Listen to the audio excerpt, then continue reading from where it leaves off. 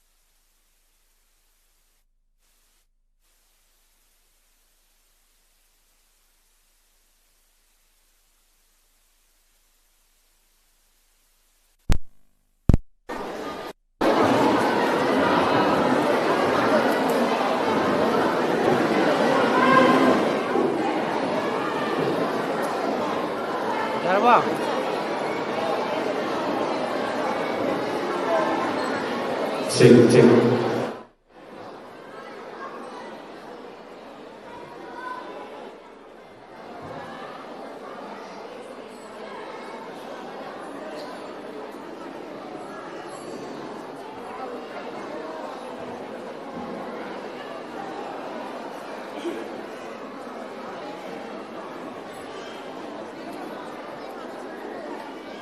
Laisukol Festival 2025 program asibu asinbat thawak thawai kaya nathai biramlaga saruk yaba lakpiriba khwai punamapu ikok nona khurumjari hojik pung mari takhibaga loinana Laisukol Annual Cultural Festival 2025 asigi sayhaw isai lanthok pinabagidamak school asigi mahirosing koktoksage Kausanjari, Laisemba, Mohen, Jimboy, Jingliamba, Wangamba, Haris, Kagemba, Denen, Tohenba, Wangtoy, Faust, Mangalayma, Nebeda, Sintoy Lembi, Lanchana, Malem Toybi, Zoventina, Sosika, Anjena, Lanchenbi, Rosita, Belena, Arman, Makoy Singhasini. Hariba sayo isayasi Manipur State Song Sana Laibak Manipur Haina Mingtuanba Iramdam Asibu Saithaba Isaini Isayasi Layukraba Oza B Jayanta Kumar Saramana Sairengba Loinana Ari Oza Aribam Syam Saramana Sairang by Saini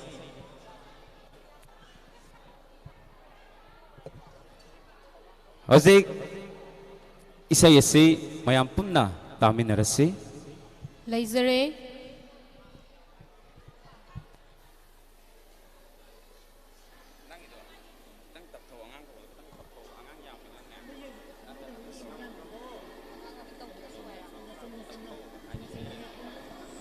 Noi line jingdo phazana lep narabato.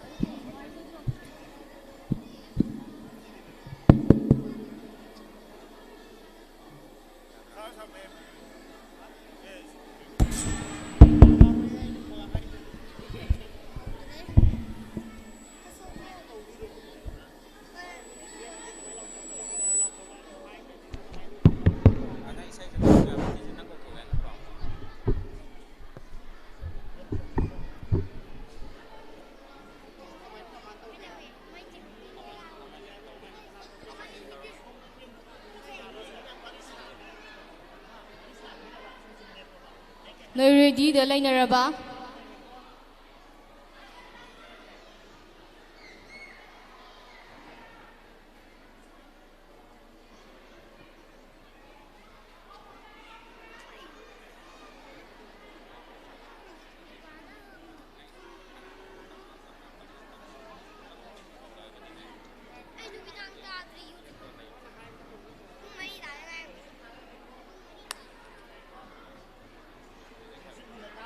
Music.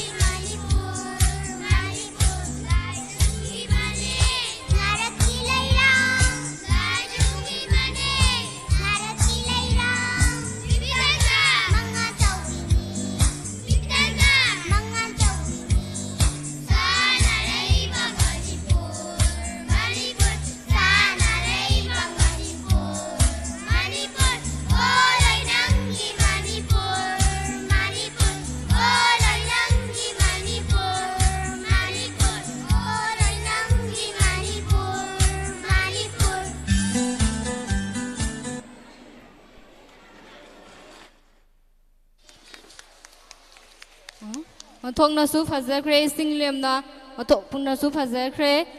mathang noi mathang ready sem sanaba tawbiro mathang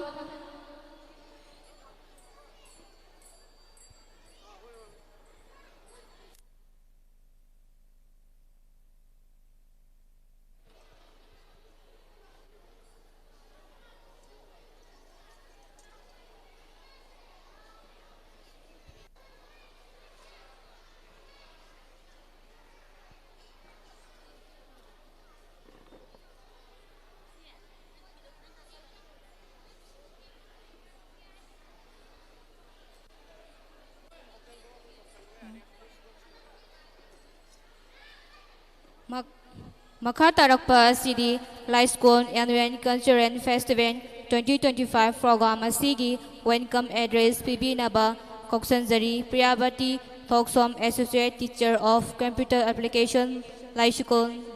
Koksanjari.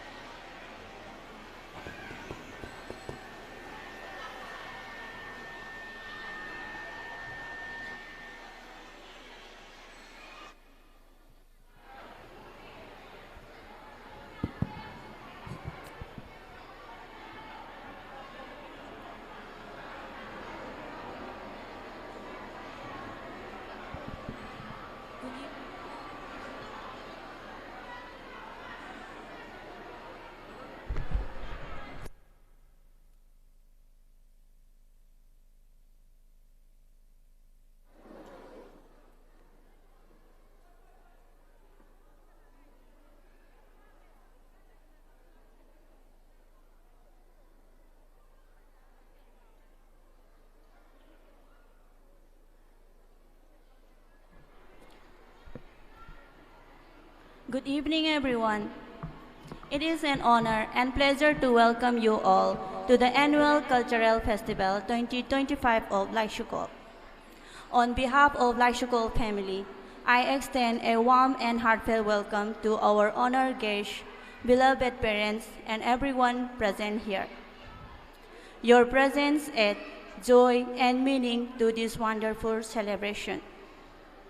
Today is a special occasion where we came together to celebrate talents, creativity, culture, and struggle for peace and harmony. Its performance you will witness is the dedication of teamwork and a true love for art and expression. As a light up with music, dance, and drama,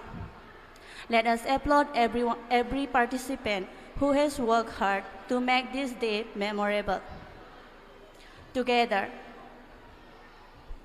let us fill this hall with smiles, cheers, and appreciation. Once again, welcome to the Laisukol Annual Cultural Festival 2025. Let the celebration begin with energy, enthusiasm, and joy. Thank you and have a delightful day ahead.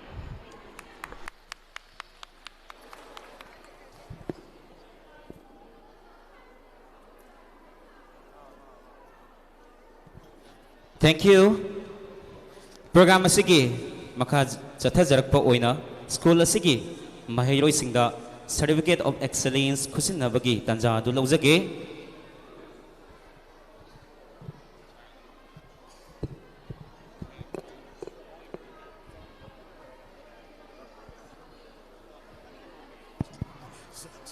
Hello, Chick.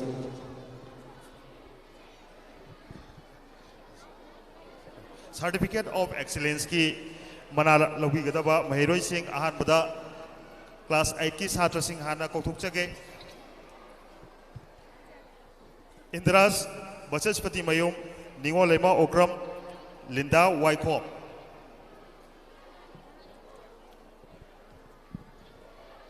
Rebecca Mathang Tarakpada class 7 gi Rebecca Laisram Lidiki Ningombam Hariba certificate sing asi khusin nabi nabagi damakta stage thakta nolok na koksinjari ngasigi program asibu saruk yaba lakpiriba parents sing dagi kakhotchage T Bharti Devi students of Pavandev class 3 T Koksinjage T Bharti Devi student of Pavandev class 3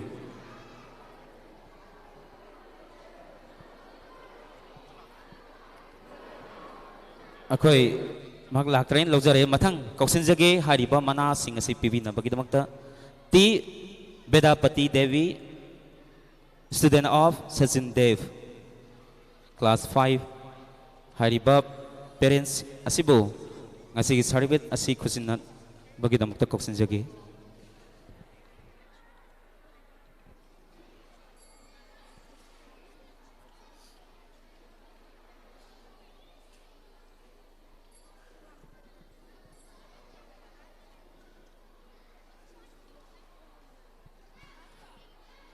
loinana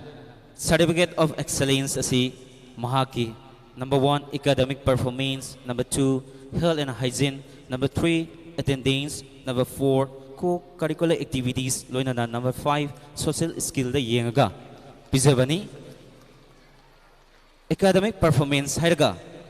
class test monday test periodic test half yearly singba exam dagi yengjaraga loinana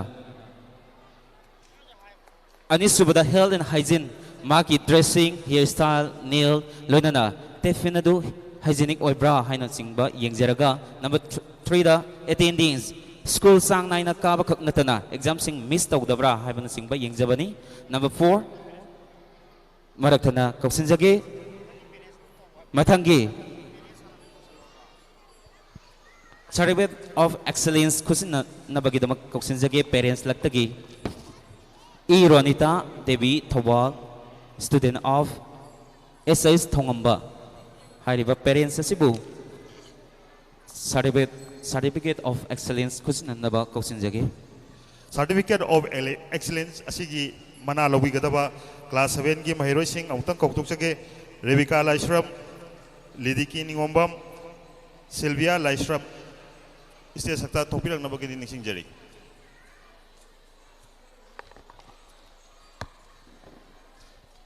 Loinana certificate sing asi ekoina academic performance health and hygiene attendance co-curricular activities loinana social skills sing da base tawjaraga kusina jabani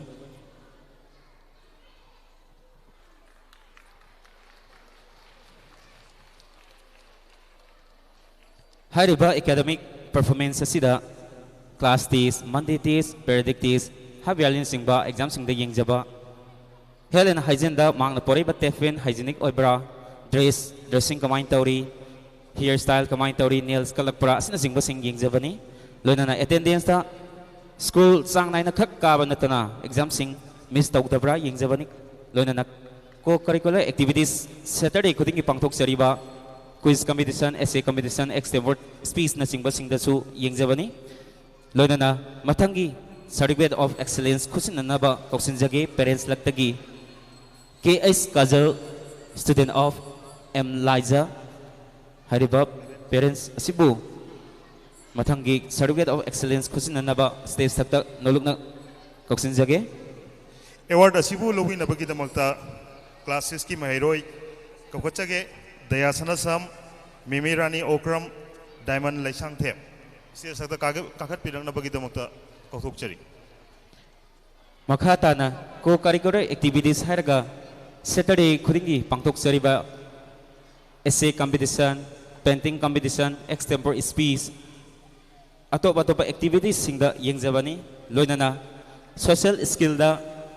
mahangna laiba classmates singda friendly oibra magi lower da senior da junior da kamaina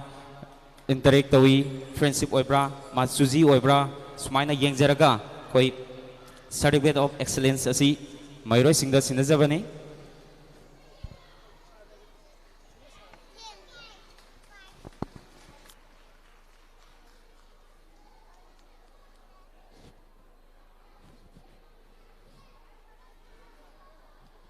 Thagatsari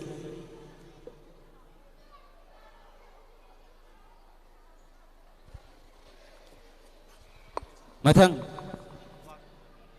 Mayam Kubak amam tasu kubiyu matang koksinjage parents laktagi is Dipa Athokpam student of is Lamnganbi UKG hariba parents asibu mathangi certificate of excellence kusinanaba stage takta nolukna koksinjari award asibu lawin abagi damakta class 5 ki porei lema chanu nongthongbam tesraj basaspati mayom changkhon basanasam stage takta lengthok pinang nabagi damta kauthok chari Makoisu hairiba kaitaria manga sida yengaga pizabani hairiba kaitaria sing adudi academic performance, health and hygiene, attendance, co-curricular activities, loinana social skill sing the base tawraga hairiba certificate of excellency khusina jabani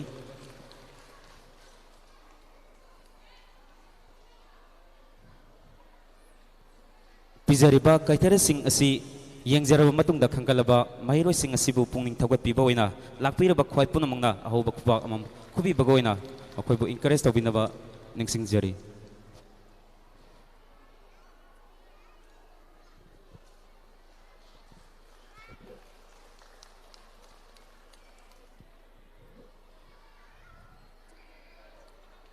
thagatsari mathangi certificate of excellence Kusinanaba parents laktagi Koksanjagi Heights Isel Devi student of Heights Wanglemba Amuka Hanan state sabta Koksanjagi Heights Isel Devi student of Heights Wanglemba class 1 Matanga City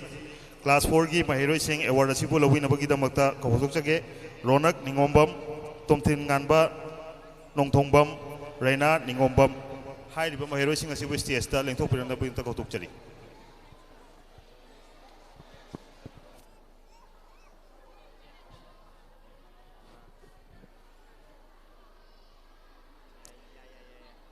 Loinana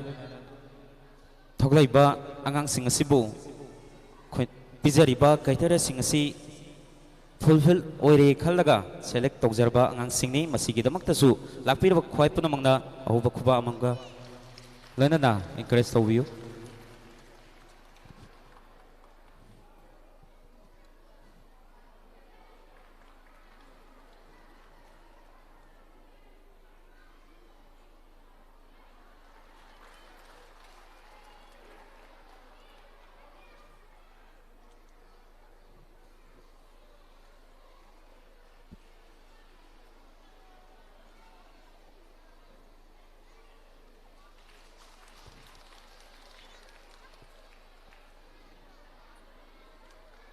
Thagatsari Heights Isel Devi Merambu Thagat Pongdoksari Loinana Matangi Certificate of Excellence Kusinanaba Stage Takta Nolukna Kausinjage Parents Laktagi K.H. Premila Devi Khangabo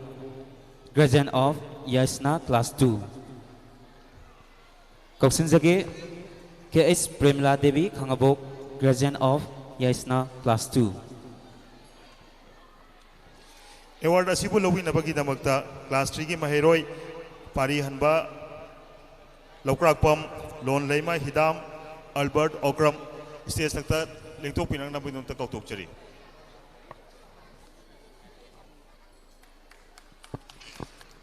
Asumna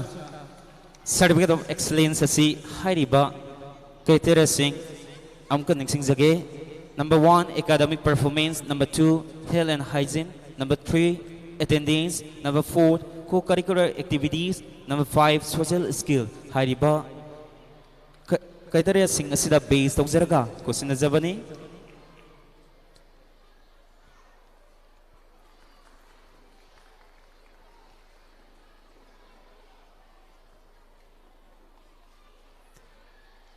Hanna haiduna chu warawino tholaiba angang sing asibu pungning thogat piba oina ahoba khuba amamtang khubinaba ningsingjari Thagatsari Ma'am K.H. Permila Devi Thagatsari Mathang Certificate of Excellence Kusinanaba Parents Laktaki Amukasu Kausinjage L. Mamton Devi Guardian of L. Joystree Class 1 Kausinjage Stage Thakta Certificate of Excellence Kusinana Bagidamak L. Mamton Devi Guardian of L. Joysri, Class 1. Award asibu lawinabagi damakta Class 2 gi mahiroi Angelica Wairokpam Danaras Haining Chumbam Pariton Haisnam stage from the thopinang nabagi damakta ningsingjari. Haizariba Certificate of Excellence asi school session hek hobadagi thamjariba criteria sing asi maintain tobra haiduna check toraga asi bogda screening toraga laksabani hariba criteria sing asi academic performance health and hygiene attendance co-curricular activities loina social skills sing da base tawjaraga yare khalaga koksinjabani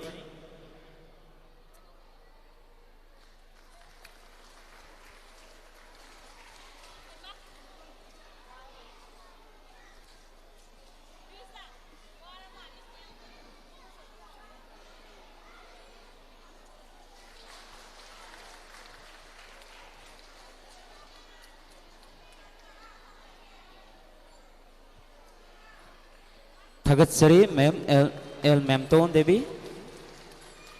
thagat phungduk sari mathang certificate of excellence khusinanaba parents laktaki koksinjage KS Susma graduate of W Reden koksinjage stage thakta KS Susma graduate of W Reden. Award asibu lawinabagi damakta Class 1 gi mahiroi sing Nebida Waikhom Thoyenba Thopam Dipesuri Thongam stage from the kakat piraknabagi damakta kausinjari. Hairiba certificate asi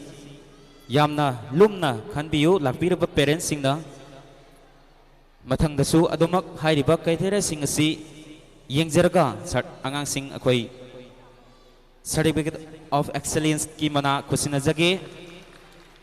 hairiba criteria sing adudi academic performance health and hygiene attendance co-curricular activities loina social skill da yengjarga pijabani.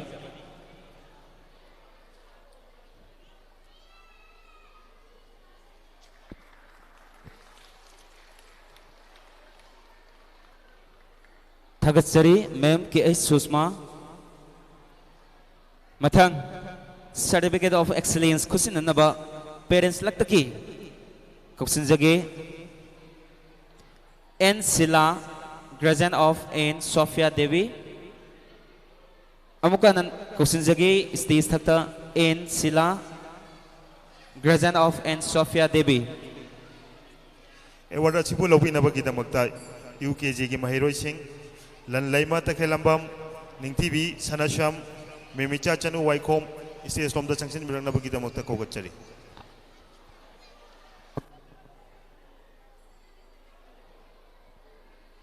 Lakpirba parents singna asigi pizariba certificate of excellence asida isa yawi yawti habagi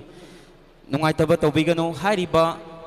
criteria sing asi mathang next year da sumsoi soidana adumak masida yengaga akoi certificate of excellence asi khusinajagani maramaduna hariba criteria sing academic performance health and hygiene se yamna maru oiba school lakpa matamda maki dressing style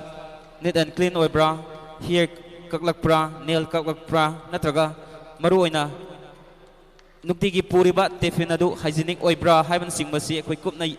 senajai loinana attendance school khak kaba khak natana monday test tawrakpada natraga any exam ama tawrakpada absent oiba madusu ekoi hariba criteria da changande maramaduna hariba criteria singasi mapung phanduna mathangda amuk hana lawminanaba paujil si thamjari loinana koksinjage mathang certificate of excellence khusinanaba parents laktagi W Sunibala Khekman graduate of W Yaikhomba class 4 amukana ningsingjage stage thakta likhalak nabagi damak nuluksari W Sunibala Khekman graduate of W Yaikhomba class 4. Award asibu lawinabagi damakta LKG gi mahiroi Taibanganba Akoijam Yaisna Konsam Lenthoi Ngambi Laichonbam hairiba mahiroi sing asibu stage from the lengthok pirang namatanda kautokchari. loinana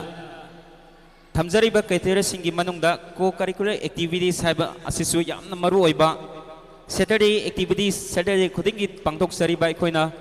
angang singi oiba activities sing matam matam dugi angang singda magi brain adapt tawnaba hena khumang chauksinaba quiz competition painting competition spelling competition loinana atai activities kaya pangthok sari hariba activities sing asida mapung phana saruk yaba loinana mapung phana mai pakpa angang sing adum co curricular activities da hapsin jari thagat sari ma'am w sunibla thagat sari mathang waliga kausin jage certificate of excellence khusinana bagidama parents laktagi SAs Renubala graduate of W Pritika class 5 amuka nan ningsing jage stage sakta lengkha lagna bagidamak nologna kausin jari SAs Renubala graduate of W Pritika class 5 award asibu lobina bagidamakta nasari ge mahiroi lamjing anbi okram lamnganba leichonbam lan leibat tongbram hairiba mahiroi singsibu stage ta kakhat mirangna bagidani singjari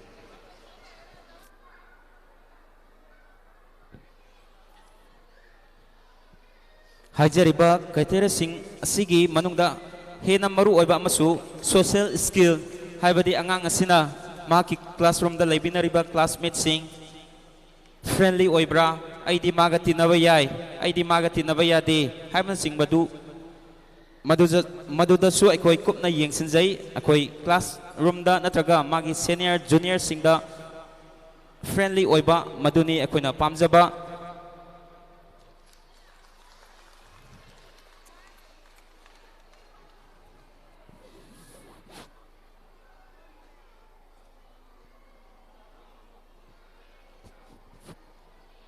Thagatsari ma'am SS Renubala mathang play group ki certificate of excellence khusinanaba parents laktaki koksinjage M Ruby Devi graduate of M Nita amuka nan ningsingjage stage sakta lengkhalak nabagidamak M Ruby Devi graduate of M Nita award asibu lobina bagidamakta play group ki mahiroi athoibi saugrakpam salayanganba sanasham lanjenbi sapam hairiba mahiroi sing asibu stage ta lekhat pirangna buyangta kautuk chari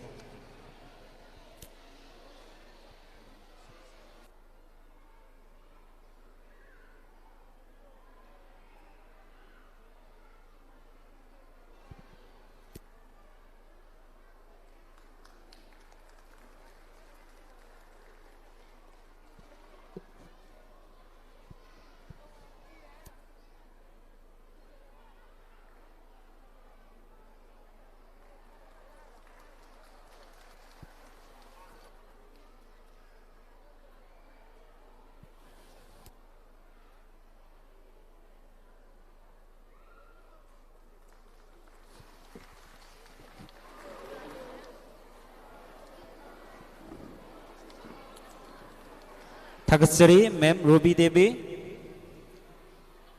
thank you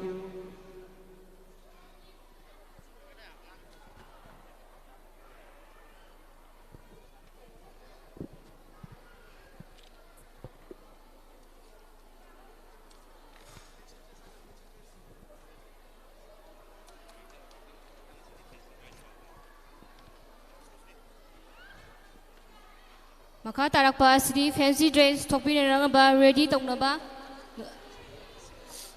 tongnaba sem sanaba leinaba higher jari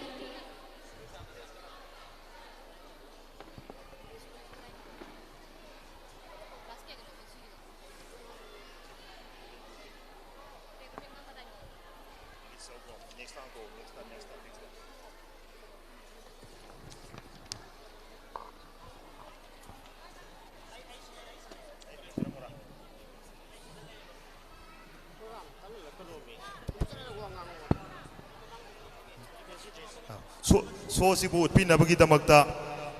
सरुक यागदौरिबा अखोइगी PG की play group की महिरोइसिंग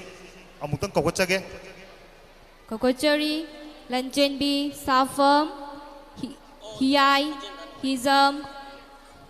Salainganba, Sanasam, Atoibi, Sografam, Lalaima, Ningthozam, Lanchenbi, Sografam, Paraihanba, Atokpam, Reden, Waikom, Ke, Tomtin, Yaingamba, Akoizam, Barun, Waikom, Lalaima, Waikom, Taibanganba, Sobam, Sangonsem, Lanchenba, Sinhaiba, Kangembam, Sinhaibi, Kangembam, Nayemma, Karibea, Tohenba, Sograkfam, Hentoibi, Kangembam, Tongamba, Waikom, Afren, Moising Mayum, Prabin, Waikom, Isalika, Laima Pokpam, Hentoibi, Okram, Alex, Sobamcha, Oliver, Hizam, Changkonba, Atokpam, Lantoiba, Laisangtem, Lingjen, Okram, Ornella, Hizam, Naidia, Waikom, Chinglembi, Soibam, Enna, Maibam, Tiras, Snea, Tomtinganba, Waikom, Tongomba, Asem, Luchingba, Tongbram, Lanchenbi, Waikom, Ryan, Singamayom, Sintoiba, Waikom, Punangambi, Akoizam, Yaingamba, Akoizam, Liza, Morangtem, Premdris, Tongam, Irik, Okram, Makoising Asini.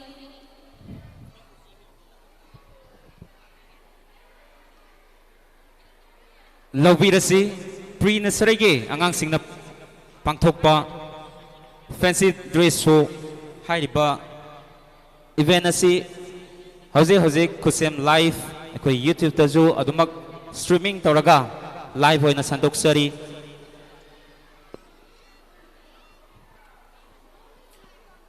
angang sing tholpa matamda asigi auditorium da lairiba khwai punamakna ahoba kuba amang khubiraga makhoibu okpinaba ningsingjari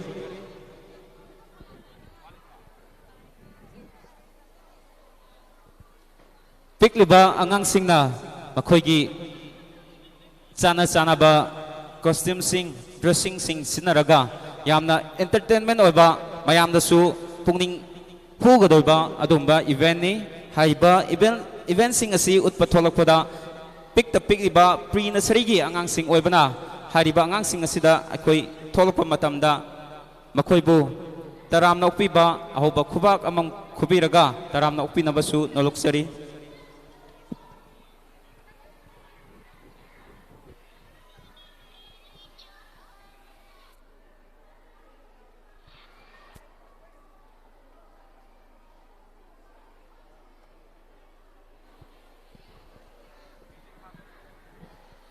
koi tholak kadoriba fancy dress show asigi music ready to view je angang sing ngaidun leirabani amukan ningsing jage ngasigi pangthok sariba Laisukol annual cultural festival 2025 asi KhutSem live na streaming tawduna YouTube ta streaming tawduna live thajariba adumba event sing ni maramaduna lakpiriba auditorium da laibiriba khwai punamangna angang sing tholakpa matamda angang singbu pungning thogatpa oina ahoba khuba amamga loinana koksinbiu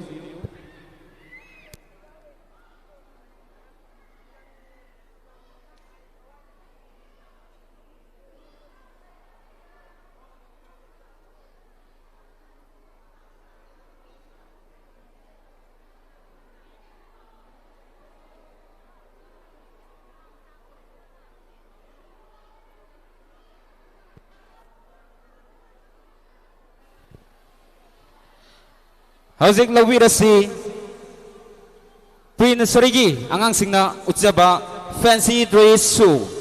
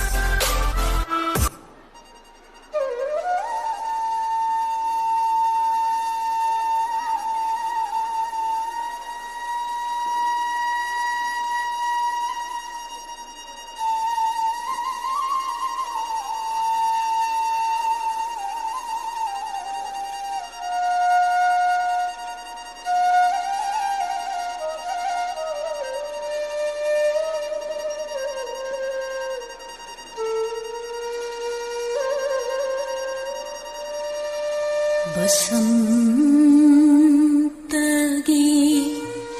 Purnima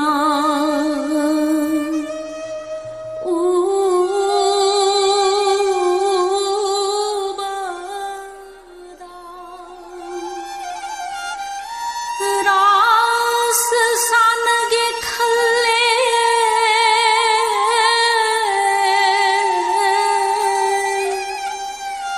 Shri Krishna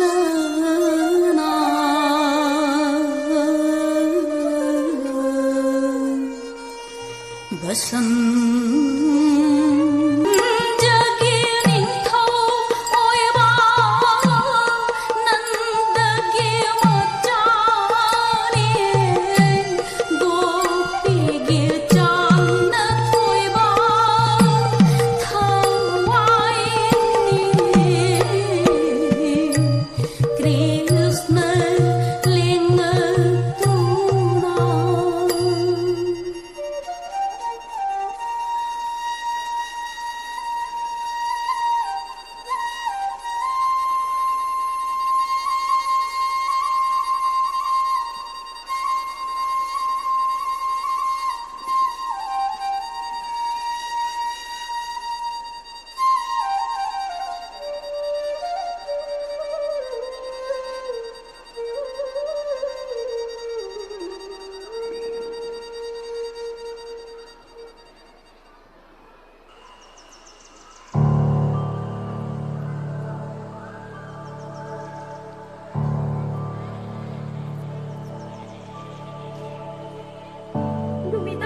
Pikliba Pina Sergi Angang Sinap Utkiba Fancy dress show sida Angang Sing Makogi Sahi 2.5 ya 3 years ki Manung Ngakta Oiba Angang Sing na Thoglak Pada Makogi Manipur Unity Aduga India Sida Lairiba State Singi represent Toraga Tholak Pasing Aduki matik pungning huna fazaki masigi demak dasu auditorium da tinbiriba khwai punamangna ahoba khuba ama khubiraga mayambu pungning thogat piyan mixing jari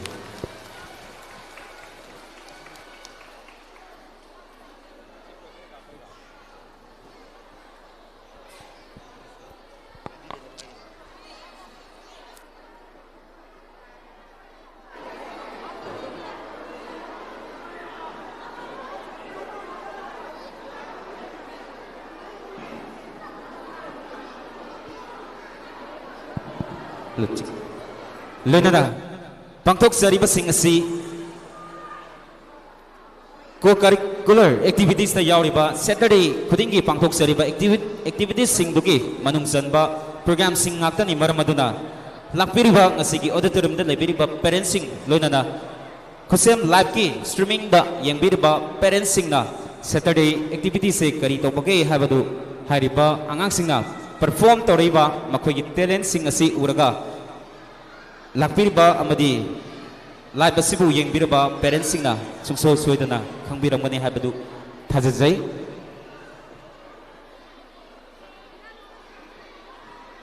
yamna nauriba sahi ani makhai ahum tangairiba angang singna imalaipak asigi mahut silaga India Sigi, Maut Silaga, Lairiba State Sing Asigi, Fizet Lighting,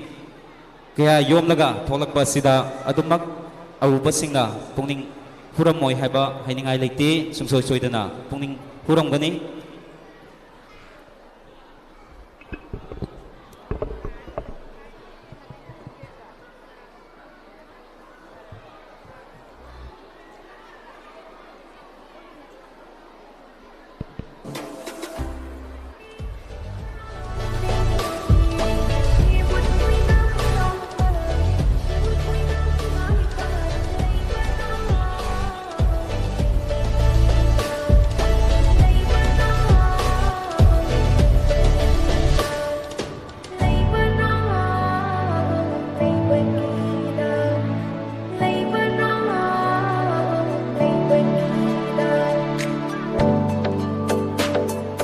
Mayam ahuba kubam tak kubi naba nching zari.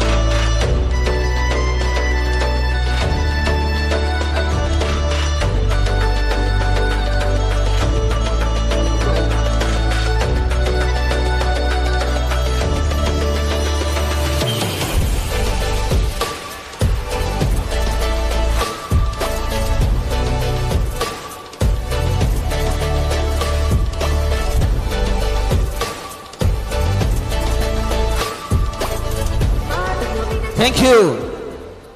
Yamna fazakre pikliba pre-nursery sahi ani makhai ahumna represent togiba performance masigi mathangda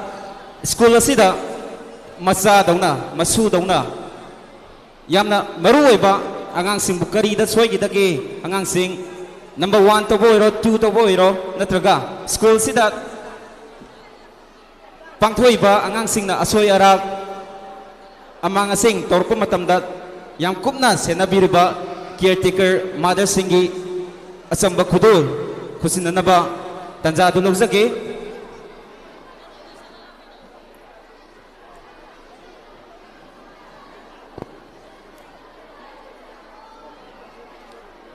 school asina khusina gadoriba khudol asi yamna mamal yamba ngasigi school asida pangthoiba amadi school sida lakadoriba thabak thoram kayada hariba mother singna laiba angang sing asigi parents guardian magi mahut sinboina angang sibukari da soigidage angang sina satpa khuding thangba khongthang khuding sectionna senaduna lakdiba school asigi koi caretaker sing koi koksin jage hariba caretaker gi achamba khudol sing khusina binabagi damak stage thakta asigi lengbi raktiba parents sing maraktagi koksin jage M Binod Khangabuk graduate of M Singlemba class 3 koksin jage stage thakta lengkat piram na bagi damak M Binod Khangabuk graduate of M Singlemba class 3 Manasibu Lovina Bugitamaktai Kokachage Kangembam Ibemal Devi Sana Tombi Lata Ranjana Amasung Laisram Kiran Devi Sesata Lengto Pinang Nabaginamoto Kokachari Lunana Kausinzage Hariba Manasing Asi Kusinanaba Asamba Kudolasi Kusinanaba Gidamak State Sakta Koksinzage M Binod Kumar Kangabuk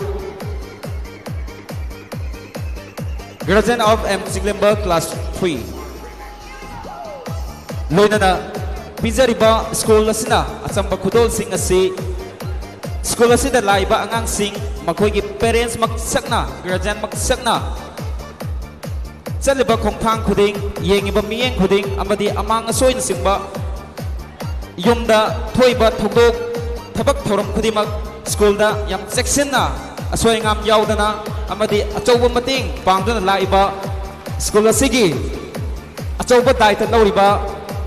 madam singni makoi gidamakta lakpiriba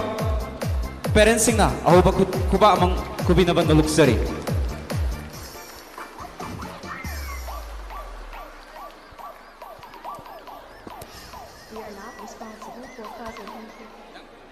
Thank you sir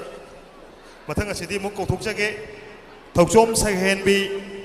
Naurem Ngakpi gani Sagol Sem Monica Devi Babina Waikom Priyojita Waikom Thongam Parinita Devi Wangkhem Ngangle Ngale Moirang Them Bisota Devi Priyanka Sanasham Yunam Jenita Devi Basaspati Mayum Stella Devi Moirang Mayum Neha State Sakta Kakapinak Nama Gidamakta Hai Roja Singh Asi Boling Tok Nama Ning Singjari Matang Koksinjari ba Oja Singh Asi school asigi angang singbo khut pai don takpirak pa Oja Singh ni hariba chamlaba khudol asi khusinana bagidamak stage sakta koksinjage masigi auditorium da lengsen duna laikhraba parents singi maraktagi N Santibir Ningombam graduate of Bibian KZ Kausinjage ngasigi chamlaba khudol sing school asida khutpai da takpirba Oja Singh asigi damak khusinana bagidamak kausinjage N Santibir Ningombam graduate of Bibian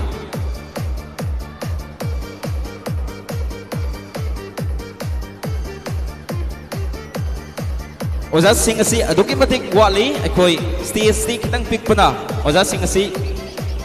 koi khara sanbagi sangda koksinjage madugi damakta Oja Singh warau bino ngasigi auditorium asigi mamangda lepirba oja sing asi achamba araiba oja amat nati school asida achoba daita loriba angang simbu afaba lambida toktak iba afaba lambida khusing iba oja singni amuko hanasu makoi gidamakta ahuba kubak amam khubinaba lakpiriba singdagi nolukna ningsingjari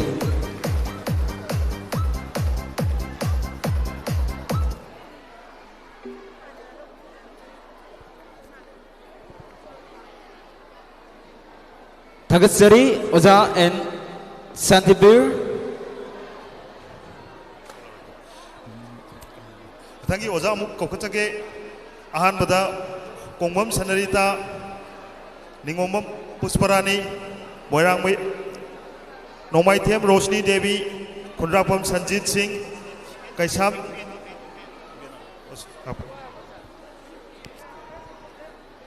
Ngakpi gani matang asidi ekoi marak thatna ngasigi function asigi zo achoba daita loriba loina na school asida matam sana school yahon biriba koi band driver sing stage sector kausin jage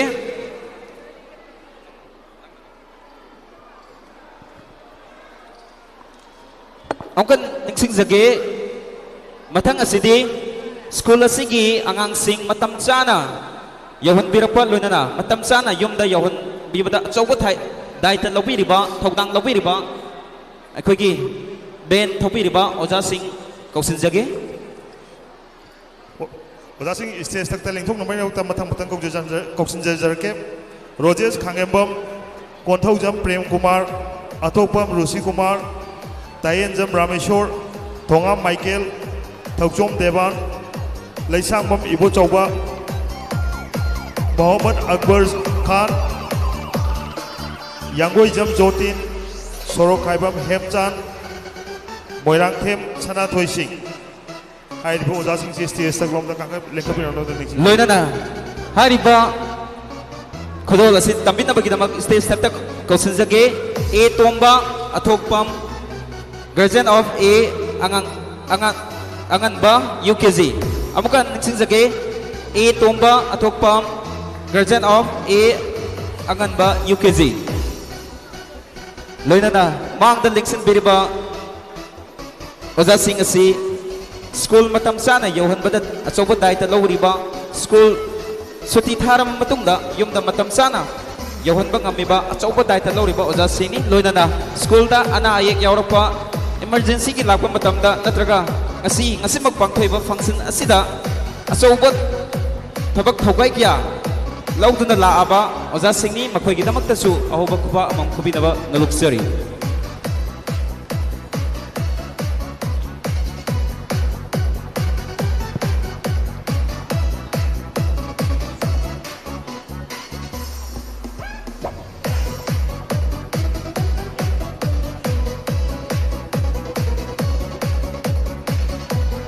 Thank you, Oza A Tomba, Atopam Dailing Birba, Takatsuri.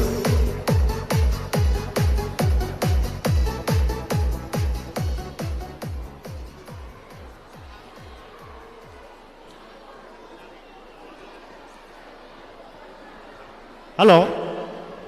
Mathang asidi akhoi school ki higher section da takpiba oja sing buikai kumnaba utpa oina pizza godoriba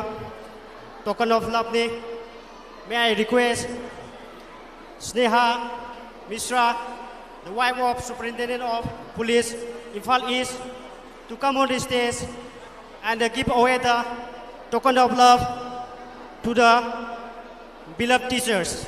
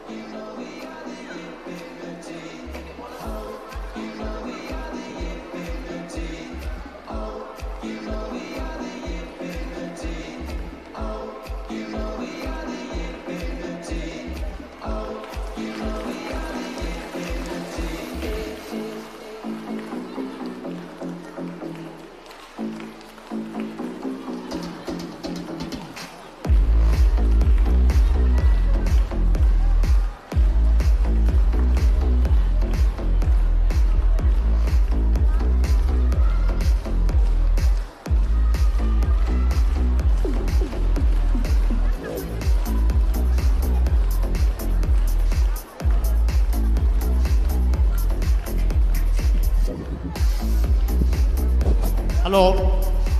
Thank you, Madam Sneha Mishra. Thank you once again. Mathang asidi program ki makha tarapoina akoina khorang na ngai rakpa ai tare entertainment ki program su leiri mayam sabdi kitang sagale waraju wana loi boktang yengbiu haina school ki maike digi han han nixing jare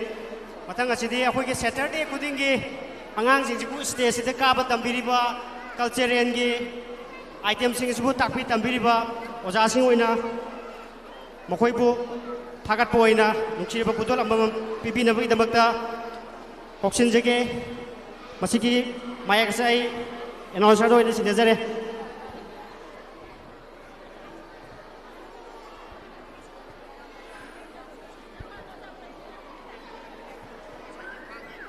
koksin jage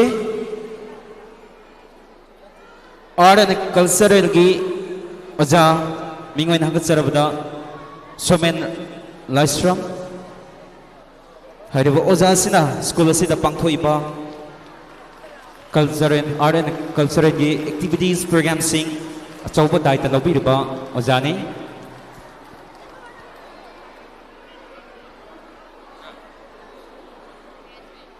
loinana hariba chamba khudol asi khusina bagi damak kausin jage AK Sarda thoba loinana guardian of Punangangbi PG amuka na kausin jage ngasigi chamlaba khudol asi pibina bagi damak AK Sarda thoba loinana masi hek loibaga school asigi data entry gi operator obiriba oja sing koksin jage masigi dam ta sem sadam lebiu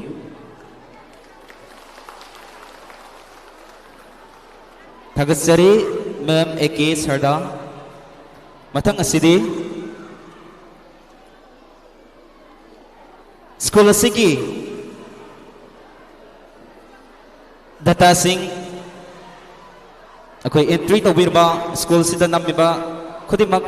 दायित्व chown लबिरबा ओजा सिंह कौसिन जगे Moirangthem Vidyasagar B दीपक तखेल चंगबम दीपक हारिबा ओजा ओमसी stage तक लेखलकनबा निसिंगजरी लोइनना हारिबा चमलबा खुदोल असि खुसिना बगिदमक कौसिन जगे parents लक्तगी एन अरुण सबलपुंगबा guardian of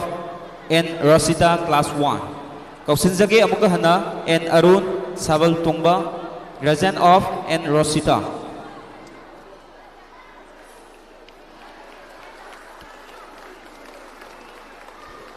Masih hek loy baga thang taki oja sing sem sadan lebiu. Kausin jage asam bakudol pipi naba parents laktaki and Arun Sagol Tungba.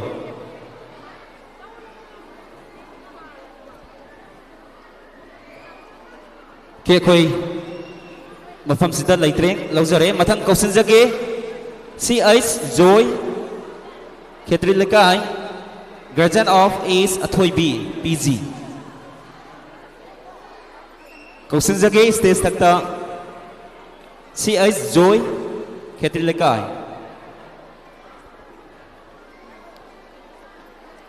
magda lengsin no lairaba oja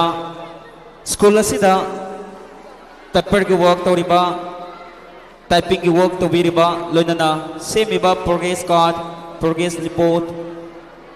kudi mag hariba oja sing asina soba dai te lobiraga school asibu mai pahan bada soba dai te lobiriba oja sing ni makoi gi dabukta ahuba kuba amang kubi na ningsing jari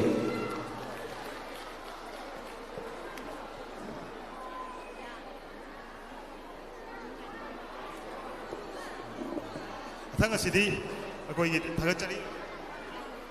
thang ta gi oja amukta kokchage oja lanthoiba oja mirnalini oja thongamba hairibo oja hum sibu stage ta taning thok pirang na bagi damakta kautuk chari hello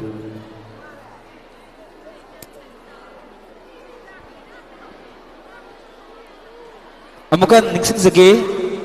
school asigi thang tagi achouba dai ta lobiriba oja sing lekhat pirak na baning sing jari loinana oja sing bu khusina achamba kudol pibi na bagi damak koksin jage Dr. Gitchen Singh thangta amukana stage takta koksin jage Dr. Gitchen Singh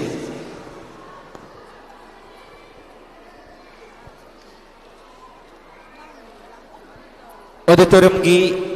stage takta nganthoriba oja ani asi school asigi thangta sarit sara sajil na jingbada achauba daita lauriba oja singni makhoigi lamjing makhada angang singna atop atopa competition sing participate taukiba loinana ngasigi function asida su sukso soidana mitmangda miyamna uragani makhoina takpa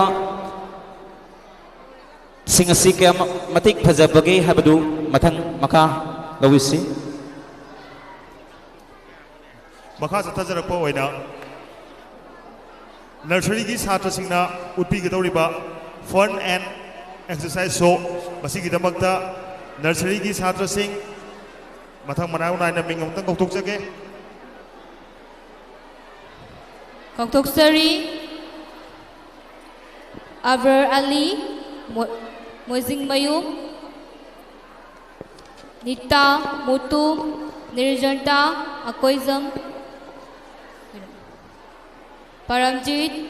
Kangembam Punsibi Thongam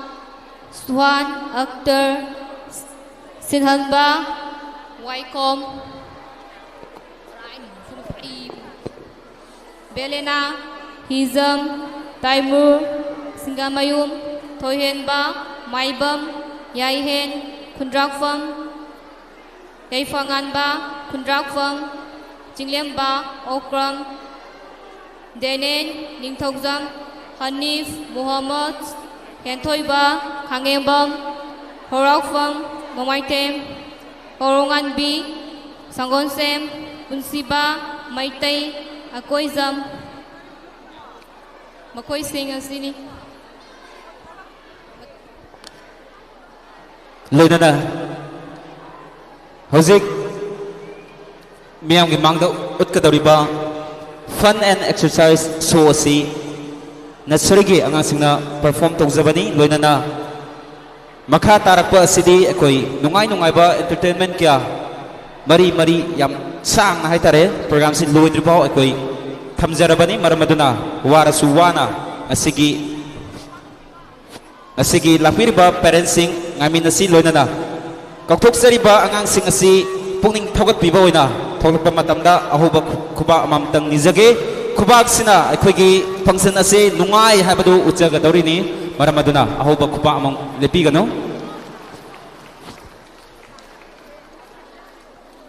thoklaiba angang sing asi nursery gi angang sing ni makhoigi talent makhoigi entertainment makhoi gi mind develop mayam adu mayam punna yengminaraga school ase karamano habadu guess tawbiu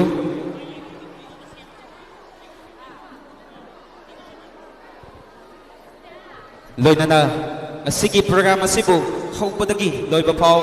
live streaming gi kuthangda live thabi gadoriba KhutSem live loinana auditorium gi mamangda khiliba stage asibu pungan ngana mayeng lana uhanbiriba ꯑꯩꯈꯣꯏꯒꯤ sound light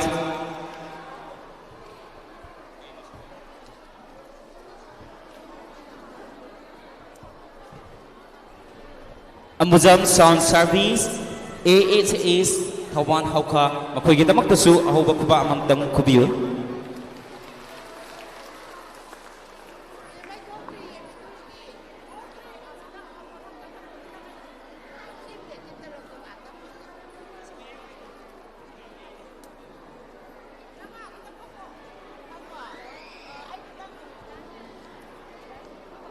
Bayam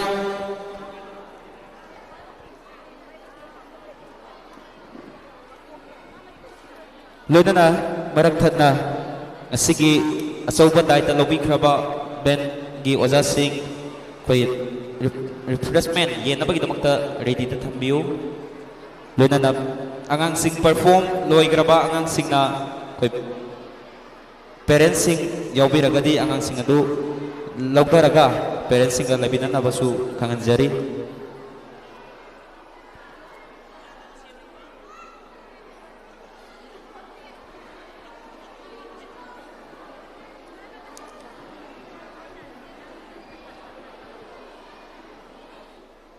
Howzik Lawirasi Fun and Exercise 2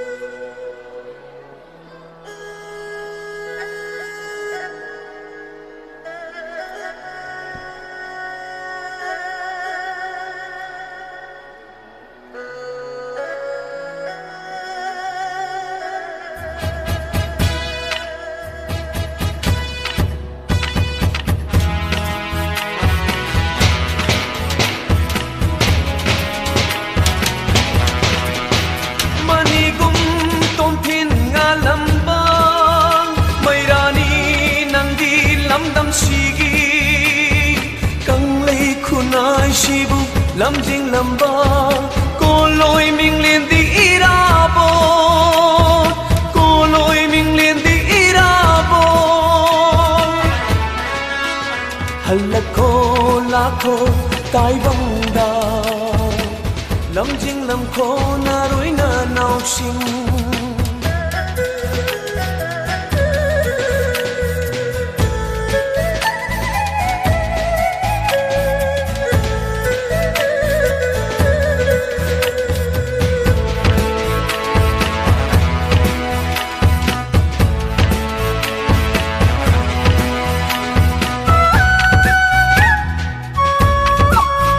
Halakho lakho tai bangda lamjing lam ko na roi na nau sing Halakho lakho tai bangda lamjing lam ko na roi na nau sing nang na churamba mairi na kunai she mit kap thok lene Churamba Mairina Kunai Shimit Kap Tok Halene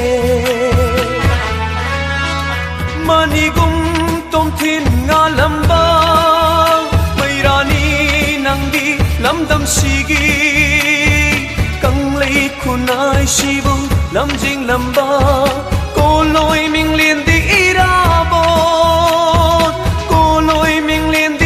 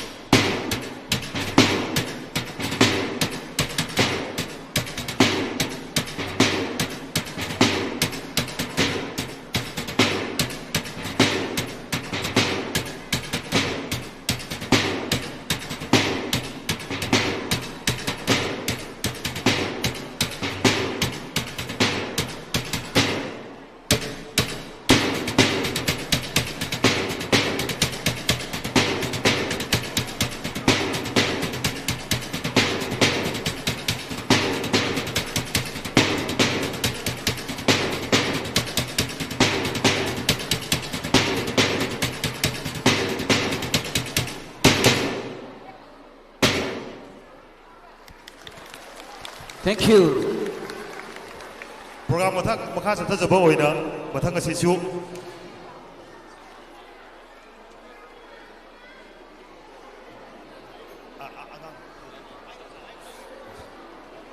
nursery ki chhatra singna khamba thubi jagoi upi gani hairiba jagoi sibu upi gadoriba chhatra sing adudi Kakachari, Atoibi, Sangonsem, Chinglemba, Laitanthem, Chanulembi, Okram, Chasbi, Laima Popam, Langzembi, Atokfam, Lalaima, Tongbram, Lanchenbi, Taisang, Sudes, Waiko, Victor, Ningongbam, Vida, Nongtongbam, Ehen, Waikom, Atoisana, Maitai, Brian, Sanasang, Liza, Kundraufam, Mairaba, Mamang, Robertson, Saudray Mayo, Sintoiba, Waikom, Makoi Singasin, Zik. Hello, Karigum the Nichang Jaka, Hogi parents in Lak among the Pampido, to Yam the Kitano Jete, Pazana Zagan, Pampio, I was a YouTube the live tab and a KhutSem live to Chambio, Lloyd Panganisi video was live Tazari with the Aduna, away, Pazapazana Pamsan, Pampio, Aduga Sikakala video of Zubigano, YouTube to Royal live the Tarite, KhutSem live to Pambigani, Aduga, Wakisida, parents Lakpa, Pangoda parents, Yum take to Laga, performance to be we are going to high war of parents, parenting, Yarakati, Adum, Isaki Zagatu, Pazar Pamagadum Yangbio. Adudiki, Karigo Nichanga, a Hoki replacement by Bapu is in housing, a Hoki replacement, Lona Yan Yatopiro, Angang Singizo, Aduga parents in Gizu live invited Singizo. Thank you. Amagan next is again.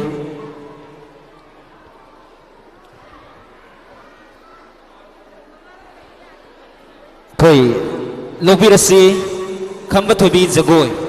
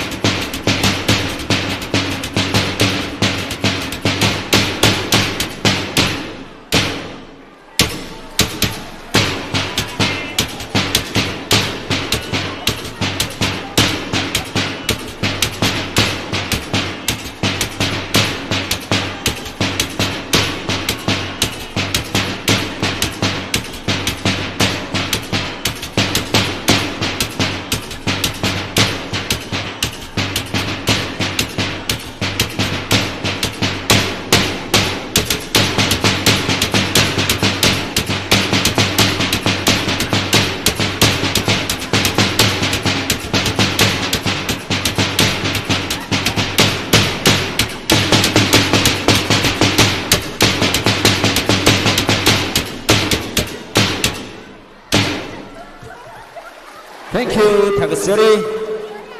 Lunana. Ngasigi program asibu haubadagi na loiba pau KhutSem live streaming tawzari akoi live thabana maram oiraga camera mamangda lepsan ba masi nungai jadabana maram oiraga camera namning taragasu maningdagi nambiyu camera akoi live ki thamjari ba camera si mamangda sangbiganu yarigi dei camera du nambi danabasu noluksari program asigi makasa thajar poina kausan jagi class LKG ki mahiroi singna boom boom and dance haiba jago esi mayamang da kudol tabjan ke high river so sibu utpi ke dori ba mahiroi sing mathang mathang auta kau chage Kakachari, Ayana, Thongam, Changkhonbi, Laima Pokpam, Lanchenbi, Thongam, Ninthoinganbi, Chanu, Nancy, Thongam, Thanin Laima, Ningongbam, Thoihenbi, Laurembam, Beloris, Okram, Yaisana, Koncham, Elina, Akoijam, Kani, Wangkaimayum, Koronganbi, Akoijam, Leo, Waikom, Lohenbi, Sanasam, Nikita, Soibam, Sintoiba, Naurem, Makoi Singh Asini,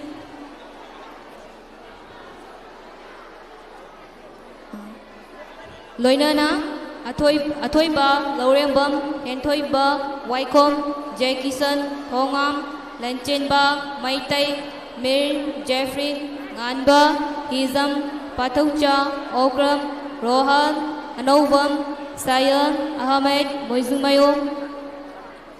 Bivel, Ningombam, Thoingamba, Okram, Makoishin, Asini, Hauzik, Lazare.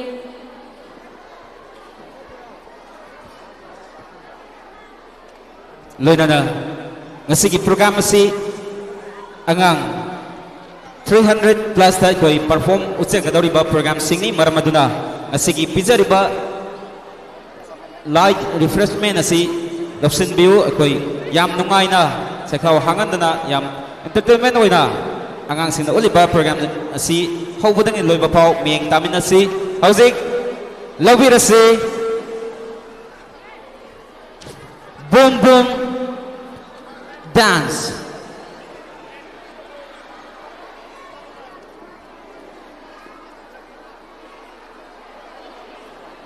marakana angang sing perform lobi kraba angang sing parents sing na lobi na basu noluksari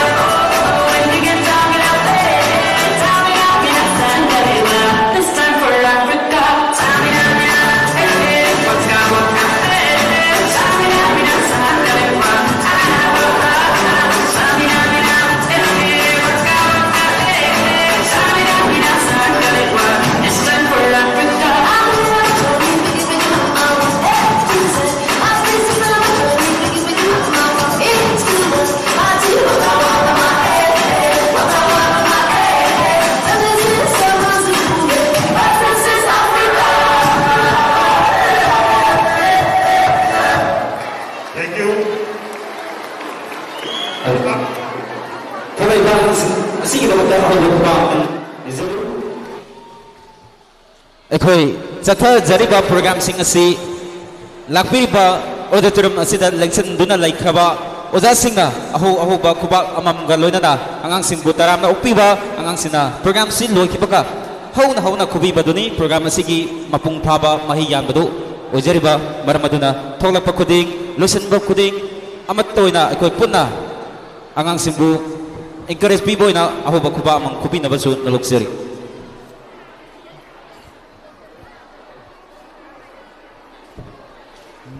ꯃꯈꯥ ꯆꯠꯊꯖꯔꯛꯄ ꯑꯣꯏꯅ ꯑꯩꯈꯣꯏ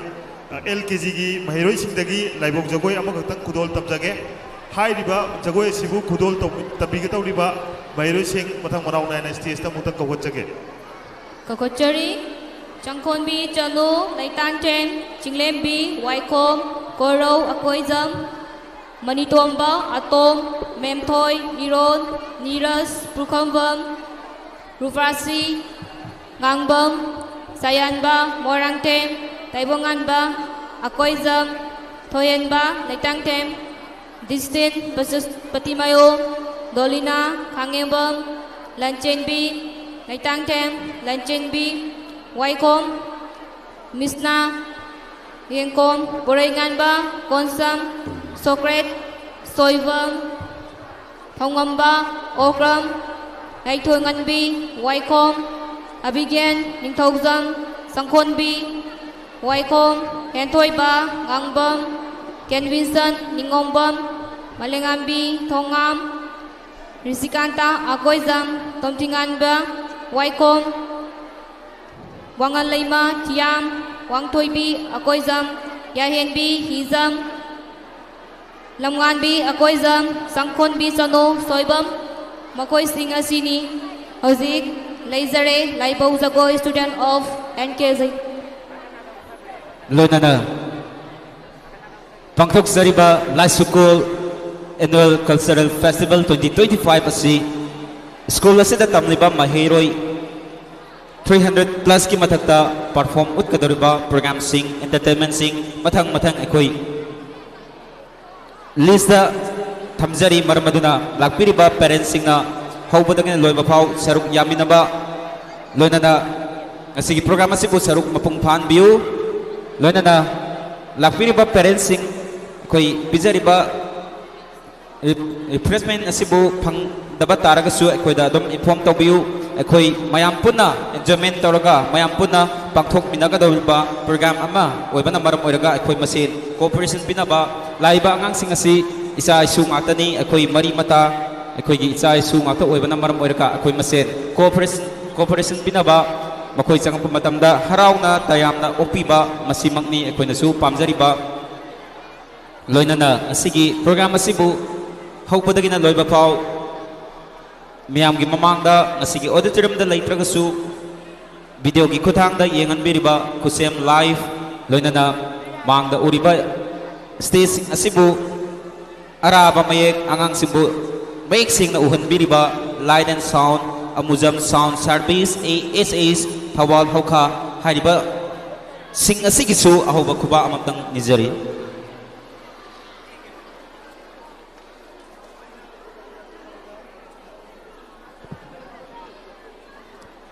Hauzik laubirasi LKG gi mahairoi singna pangthok kadariba laibau jagoi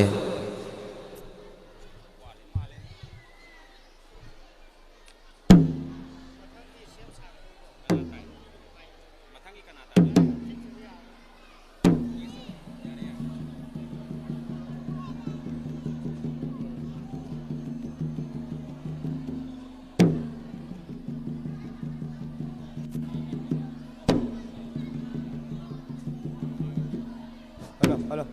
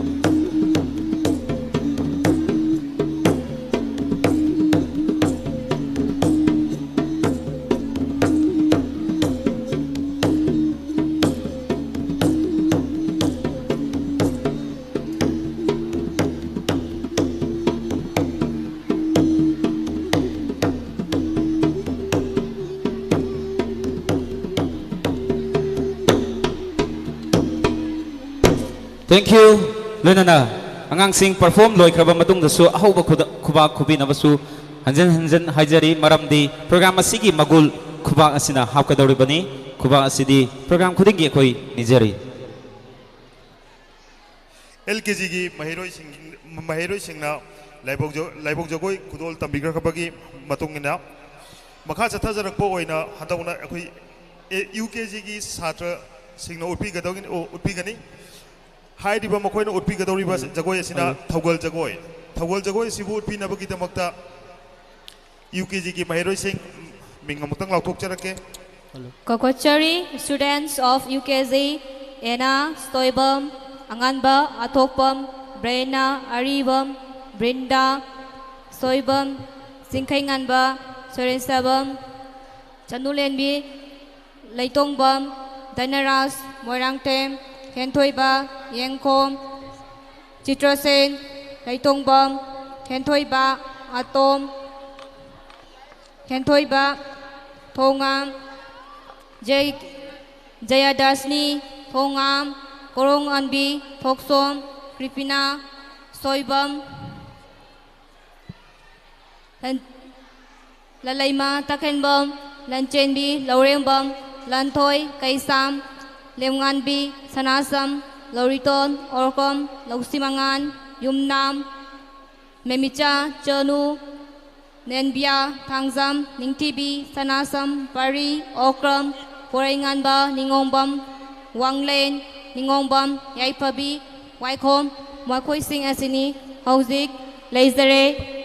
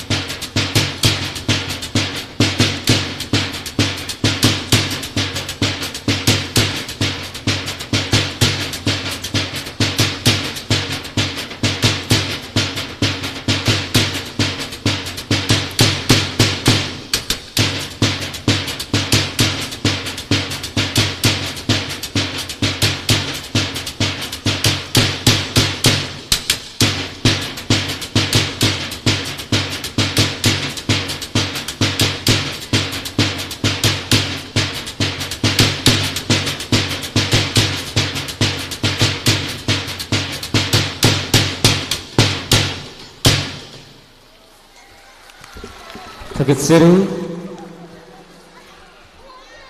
ꯂꯣꯏꯅꯅ ꯄꯥꯡꯊꯣꯛꯆꯔꯤꯕ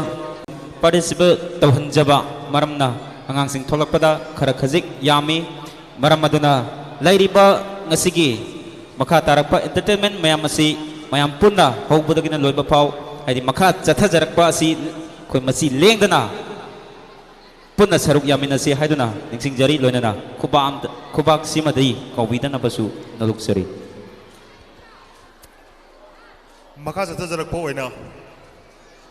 ꯃꯊꯪ ꯑꯁꯤꯗꯤ school ꯑꯁꯤꯒꯤ ꯃꯍꯩꯔꯣꯏꯁꯤꯡꯅ ꯀꯕꯨꯏ ꯖꯒꯣꯏ ꯎꯠꯄꯤꯒꯅꯤ ꯍꯥꯏꯔꯤꯕ ꯖꯒꯣꯏ ꯑꯁꯤꯗ ꯁꯔꯨꯛ ꯌꯥꯕꯤꯒꯗꯕ ꯃꯍꯩꯔꯣꯏꯁꯤꯡ ꯃꯤꯡ ꯃꯊꯪ ꯃꯅꯥꯎ ꯑꯃꯨꯛꯇꯪ ꯂꯥꯎꯊꯣꯛꯆꯒꯦ ꯀꯣꯀꯠꯆꯔꯤ ꯌꯥꯏꯐꯕꯤ class 1 Stephen class 1 ꯁꯩꯍꯟꯕ ꯗꯤꯄꯦꯁꯣꯔꯤ Lanchenbi H Lanchenbi A ꯅꯣꯡꯄꯣꯡꯉꯥꯝꯕ heli ꯏꯟꯁꯤꯌꯥ ꯔꯤꯁꯤꯇꯥ class 3 ꯄꯔꯩꯍꯟꯕ ꯄꯋꯟꯗꯦꯕ ꯑꯥꯔꯇꯤꯅꯥ Rhea ꯑꯊꯣꯏꯕ ꯄꯥꯉꯝꯕ ꯀ꯭ꯂꯥꯁ 4 ꯃꯈꯣꯏꯁꯤꯡ ꯑꯁꯤꯅꯤ ꯍꯧꯖꯤꯛ ꯂꯩꯖꯔꯦ ꯃꯤꯌꯥꯝ ꯃꯥꯡꯗ ꯀꯕꯨꯏ dance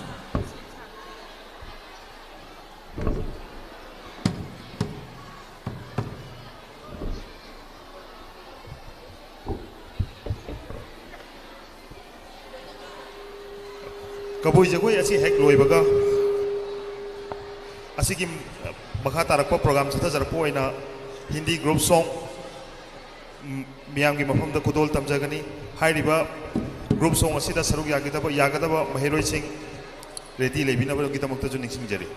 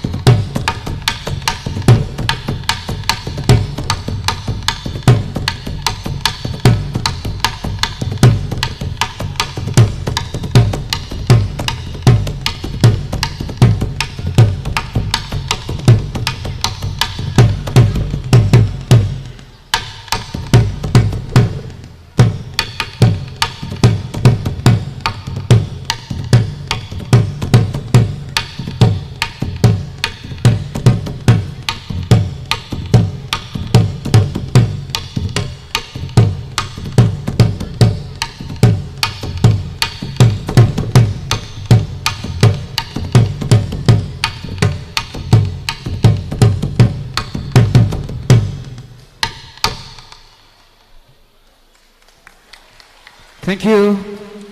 Ma'am, program sing nasibu nungai bidarbo. Aho ba kuba mam kubi bot simadi. Ekoi kaubi ganu. Program ki makha sa thajar poina mathangi program sing lakot sage.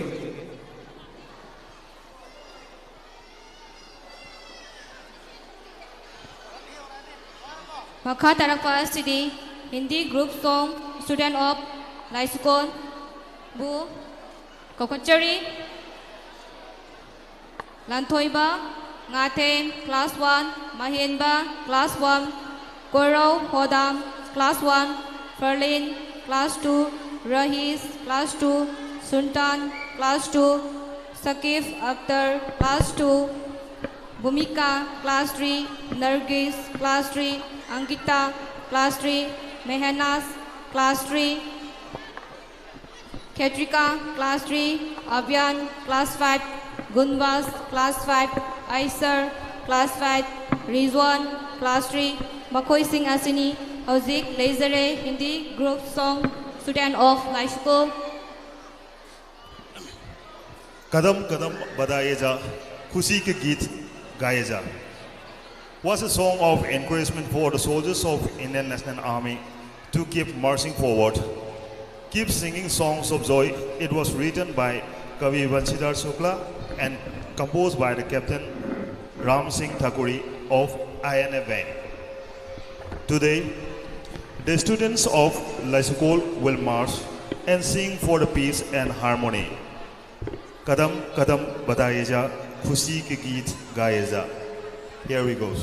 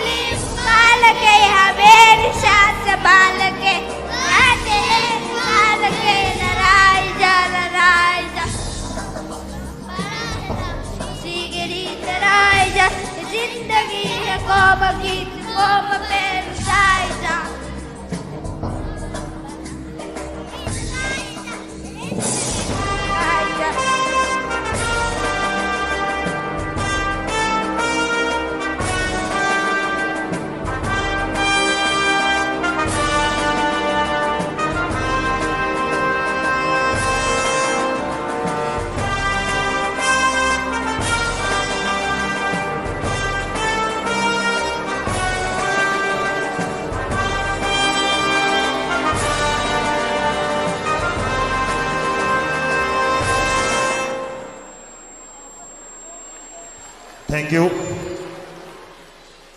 Program makha sathajarak poina lai harau bajagoi hairi bajagoi sibu khudol tamina bagi damakta mairi simu mathang manau nai na mingam ta ko chake Kakochari, Avinash, Wanglemba, Yaikomba, Tomtin, Yaifokpa, Lanchenba of Class 1, Inunganbi, Mangalaima, Sophia, Joysri, Victoria, Liklai of Class 1, Roslyn, Class 3,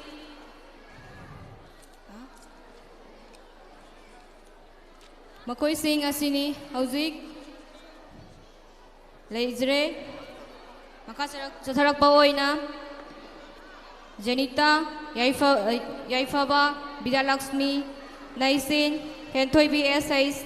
Sintoibi Yaisana Nintoingambi Dipesori Jayalaxmi Surmada Irainu Angelica Yaifavi Yaifaba Chingkai Ngamba Yaikomba Danaras Dripen Langanba CIs Robertson Yoimayai Parito of Class 2 Thongomba Class 3 Albert Hantoiba Class 3 Hozik Lazare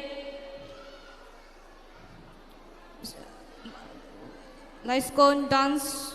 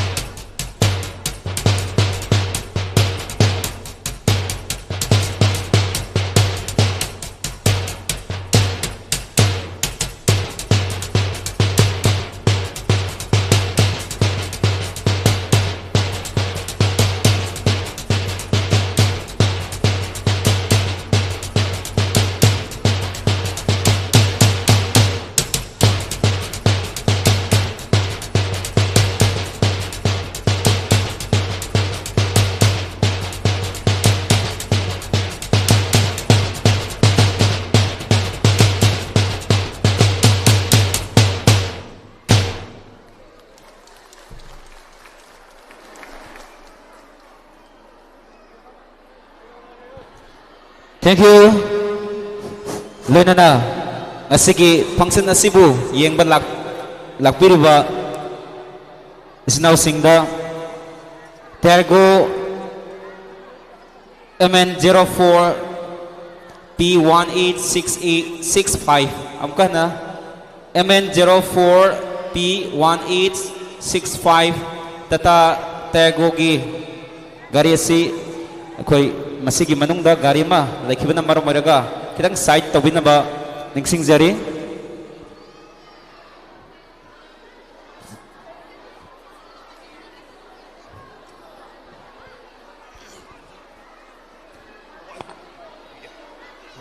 For the next performance, we have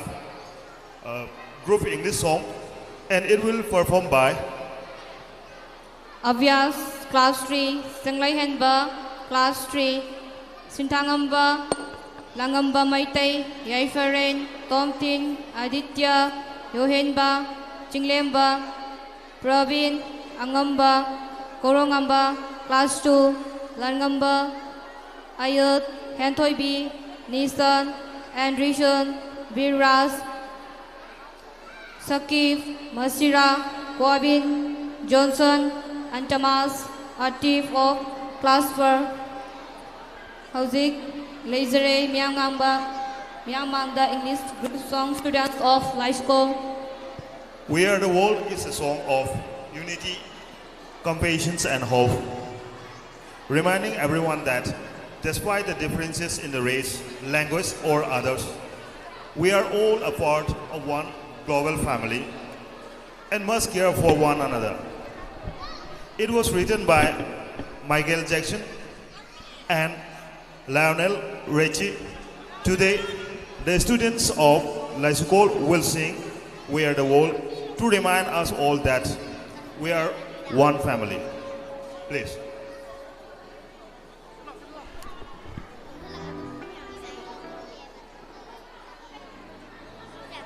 Music, please.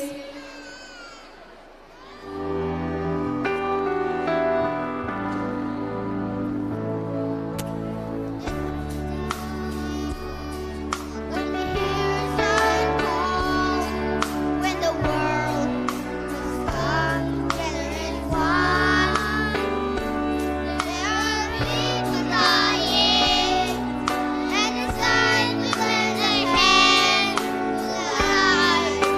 Let's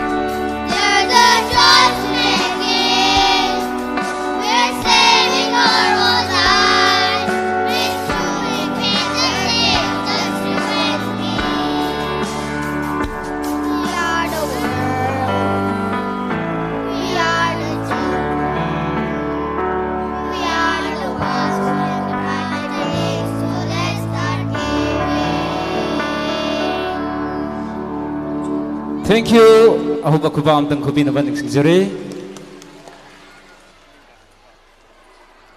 Tagat sari masigi ang sing ang song sakpiram magidamag. Makha sa tajarak po ina. May bija ko mahiro sing na kudol tambigani. Jago sibu kudol tambigada pa mahiro sing na tudi. Kakochari, student of class 1, Avinash, Wanglemba, Yaikomba,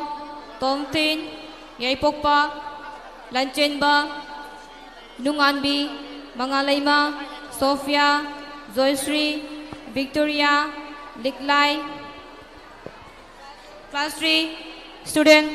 Roslyn, Yaikomba, AK, class 4, Hento Iba, Tomtinganba, Sinhaiba, Achintya, Thangomba, Anjali, Anesori, Daina, Ningtibi, Lansana, Tiara, Chandulembi, Makoy Singh Asini, Hauzik, Laizare, Mia Mangda. Loina na mathangi perform tawbigidoriba thangta thangbi mathang Mauk dance, Japanese dance, Sarit Sara amasung Saji, Laisal dance performance, hariba program sing asi watchari maramaduna laibiriba tinbiriba khwai punamakpu loiba pabugdam miyang tabinaban nuluksuri.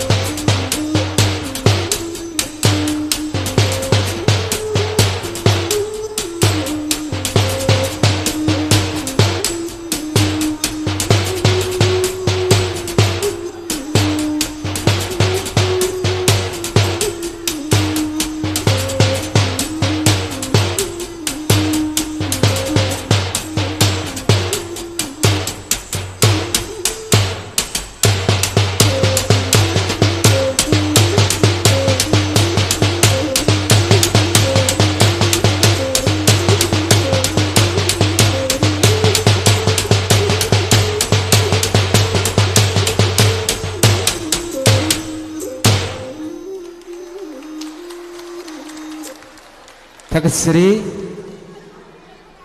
maka sathajarpoina maka sathajarpasidi thangbi hairiba sosibusu school asigi mairoi sing utpi gani hairiba sosida utpi gadoriba mairoi sing stage takta mathang manau naina ta kabochage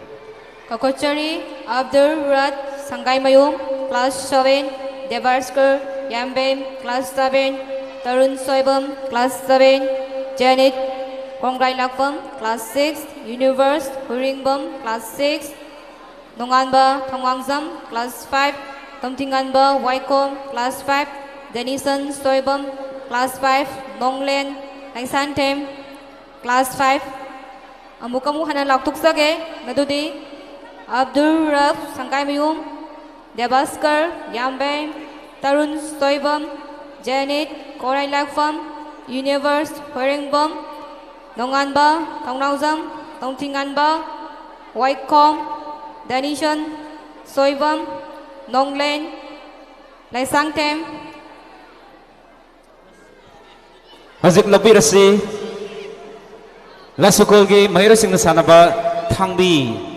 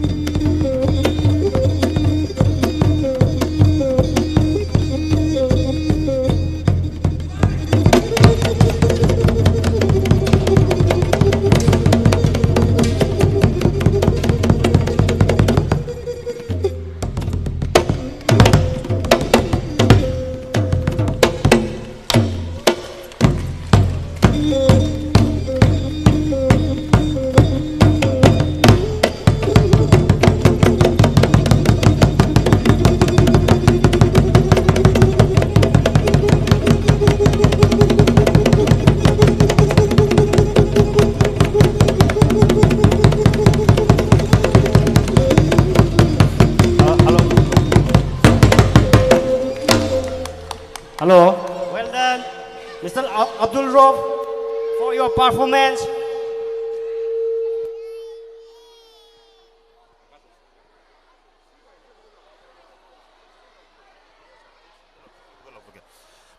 Program makha sata jara po ina. Mathang asidi mau jagoi. Hai di bajagoi sibu utpi na bagi damakta.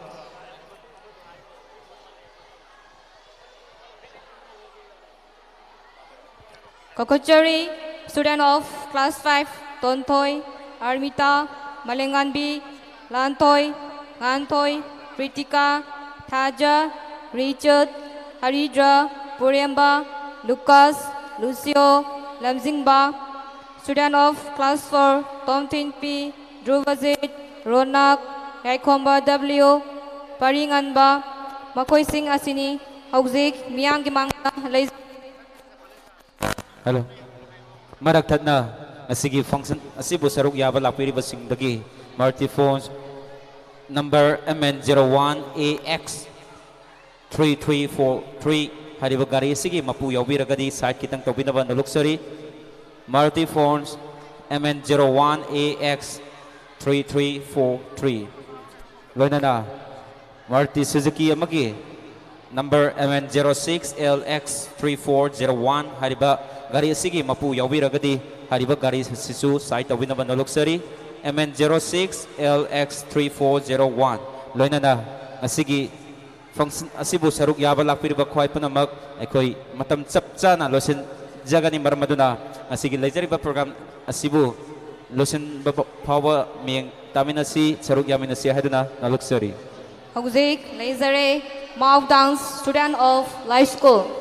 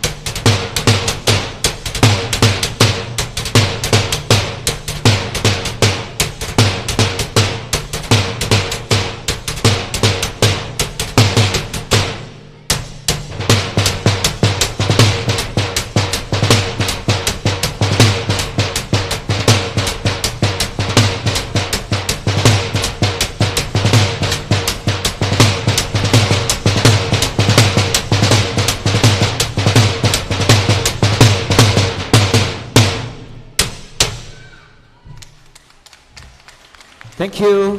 Loinana, lemhauliba program sing Japanese dance Sarit Sara amasung sajin loinana aroiba Laisal dance performance hariba program ahum sekak ngaire maramaduna ngasigi hawbodagi yawiriba auditorium da phamduna saruk yabiriba khwai punamaku loyo phawdang me tabina kisi saruk yamina kisi haiduna naluk sari. Next is Soran Busi, a Japanese fishing dance performed by Laisukol of student Hirongbom Langanba class 2, Irom Trisa class 2, Morangtem Lingzen Toivi class 2, Soivam Jeffrey, Anovam Angelica, Christina Soivam class 3, Hizam Sidat class 2, Lantoiba Waikom class 2, Denfia Maisomayum class 3, Enbia Olivia Kwantokzom class 3, Hentoisana Sanasam class 3, Amos Laishram class 3, Hidam Lolaima class 3, Orkram Mangalaima class 3, Kanglinganba class 3, Angelica Waikom class 3, Naisin Soivam class 4, Lanchenbi Soivam class 4, Sografam Joyras class 4, Reina Ningombam class 4, Dara Survey class 4, Ngantoi Sanasam class 4.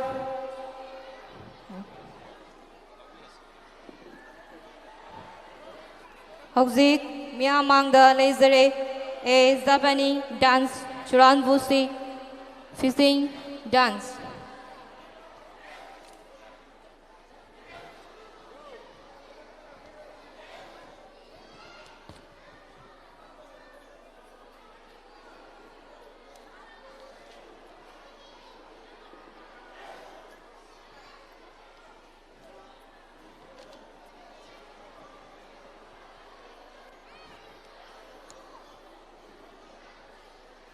Hauzik miyamangda utjagdoriba performance asi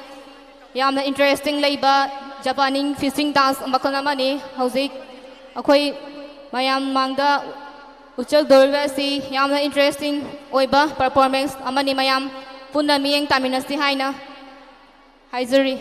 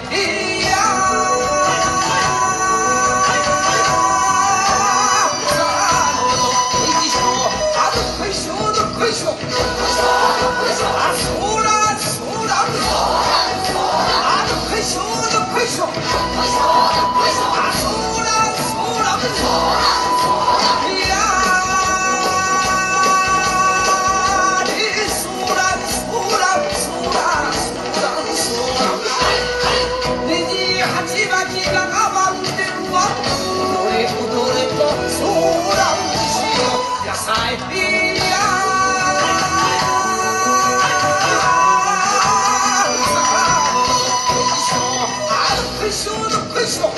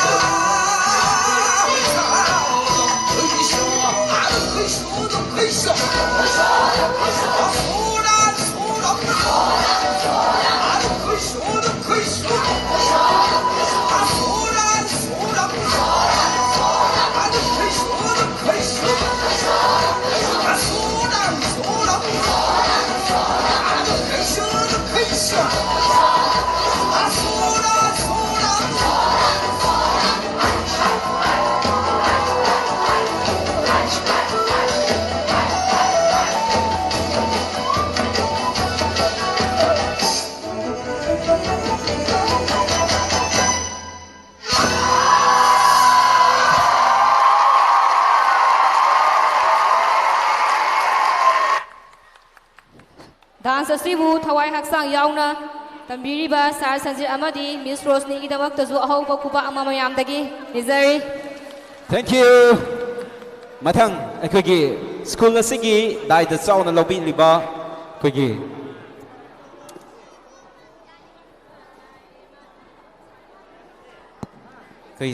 school asigi pion amadi security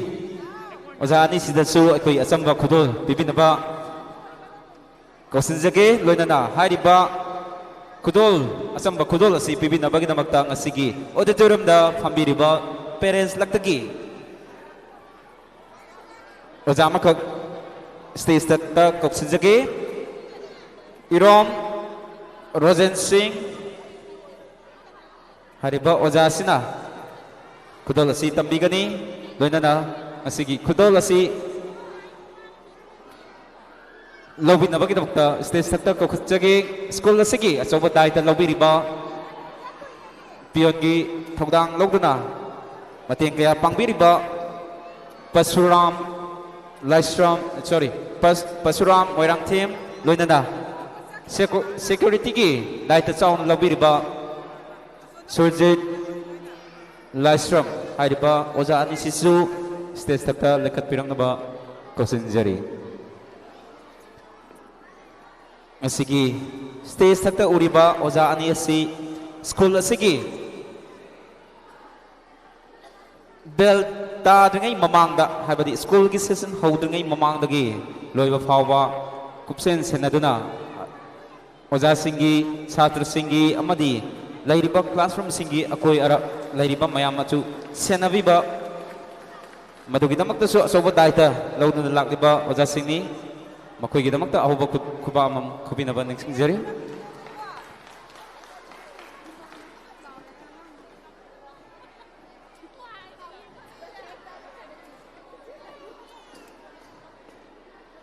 Thagatsari program asigi makasa thajarak poina matangi program gidamak kosinjage hariba program asi sarit sara amasung sajin hariba Laisukol gi mayro singna pigadoriba program ni hariba program asigi yauriba angang sing amtang khanganjage Kokachari Apunya Haisnam class 5 Changkhonba Sanasam Koronganba Morangtem Malenganba Sanasam Melody Puyam Porailaima Nongthongbam Sanamatum Soibam Tesras Pasaspati Mayom Tisunjit, Irong, Umakanta, Laishram, Vidyasagar, Laurengbam, Nenchon, Ningthauzam, Lalan, Waikom, Athoibi, Okram, Lanchenba, Thongam, Makoy Singh Asini, Hauzik, Leizare, Sarik, Sara Amasung, Sazen.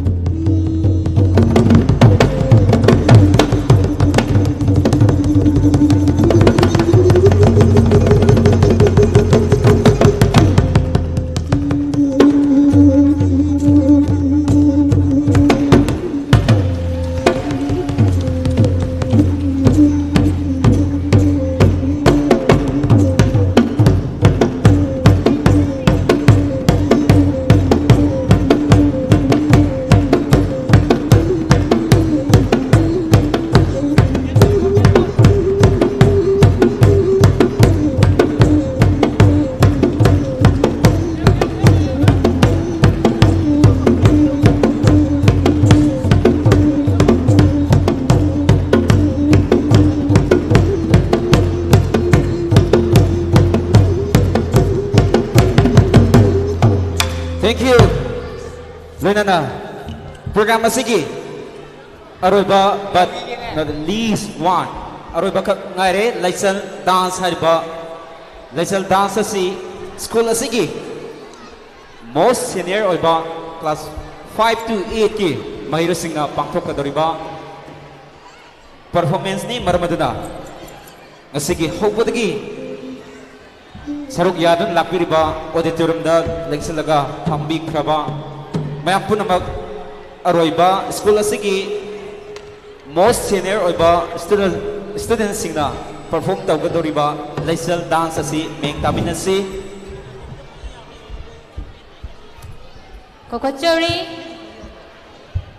Konglengan B class 5 Jingkai Ngamba class 6 Daya class 6 Diamond class 6 Kelemba class 6 Lanchen B Laisram class 6 Lanchen B Thongam class 6 Laisen B class 6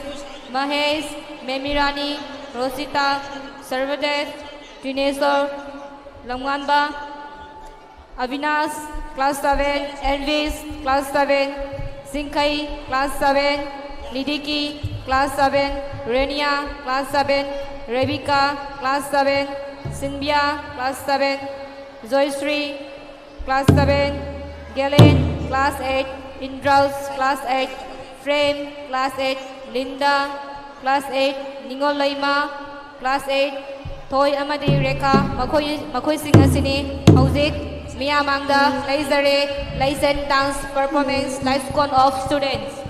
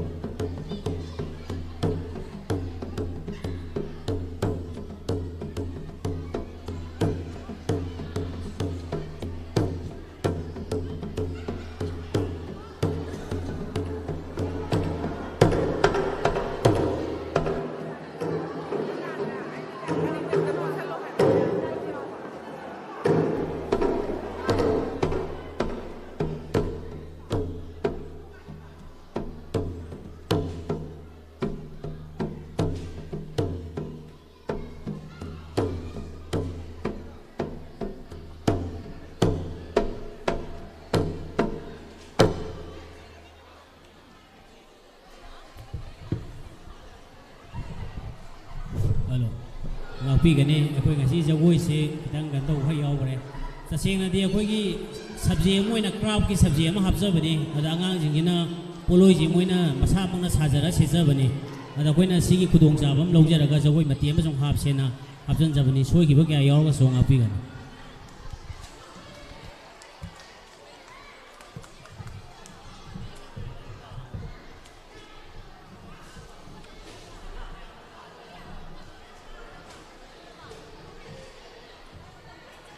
Iroi loinana program asigi makha tarakpa asidi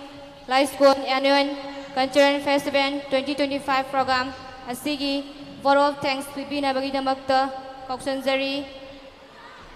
Amarjit Tongbram Associate Teacher of MMU Kauksanjari.